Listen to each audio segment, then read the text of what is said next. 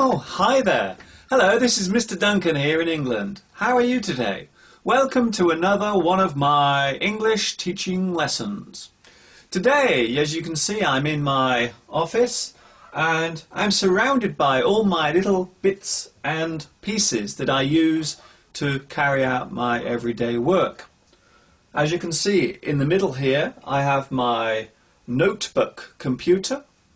In England, we tend to call this a laptop. But in other countries such as Asia and also in the USA, they tend to call this a notebook. Although to me, a notebook is a small pad for writing on, but apparently it also means one of these. So that's my computer, very useful. Computers are great, aren't they? I like computers when they work. I don't like computers when they go wrong. Horrible. What else have we got here? Oh, of course, we have my very important diary. The diary is very important for recording all my engagements and plans, because sometimes I do forget to do things when I should. What else do we have here? Oh, yes. We also have a small pad for writing on, a notepad. It's very important if you're writing things down to try to remember, or maybe a note that you have to write down in an emergency. Maybe somebody phoned you and you have to write a message down very quickly. A notepad is very, very useful. What else we got here? Oh, yes. I'm not very good at maths. I have to be honest. Maths. In England, we say maths. In America, the USA, they say math. Math. This is my lovely calculator. Can you see my calculator?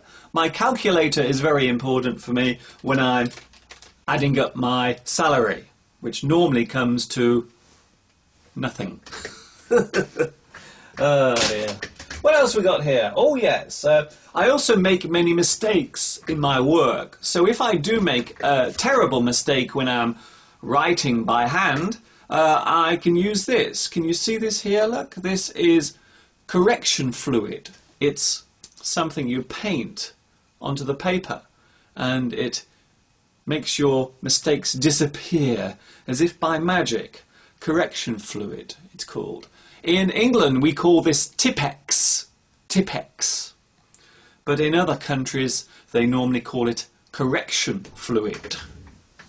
What else we got? Oh, yes. Sometimes if I have more than one piece of paper to join, maybe I have a couple of pieces of paper. For example, here, I have two pieces of paper to join together. I simply put this in here and press, and the two pieces of paper are joined together. This device is called a stapler. Stapler. Or sometimes people say staple machine. But most of the time people call this a stapler. We have something else here. Maybe you want to stick your pieces of paper together in another way. We can use this. Oh, you can never find the end of this, can you? Let's find it. There it is. This is very useful. It's also an item that has more than one name. In the USA, most people call this Scotch tape. In England, we call this sellotape. Sellotape. So this goes by two names. You can call it sellotape in the UK, or in the USA, you can call it Scotch tape. Scotch tape.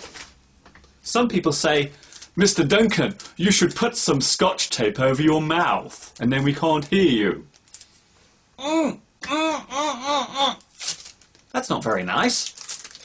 Another thing that we sometimes use for making holes in our paper We call this a hole puncher.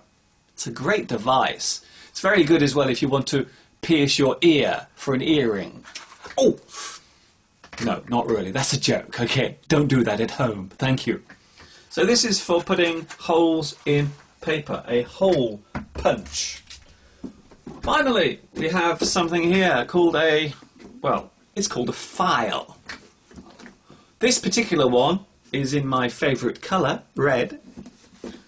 And it's a box file. A box file. You simply press the button and open it and look inside. All this lovely, lovely paper.